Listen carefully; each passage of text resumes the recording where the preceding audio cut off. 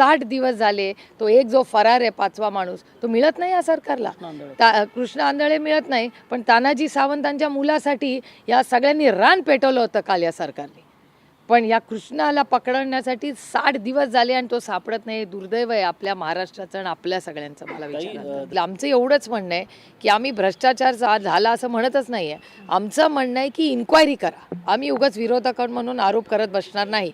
पण ज्या एवढ्या मोठा निधी, करोडो लाखो करोडो रुपये जल जीवन मिशनमध्ये झाले, त्याच्यावर 40% 50% पैसे खर्चच झाले नाहीत.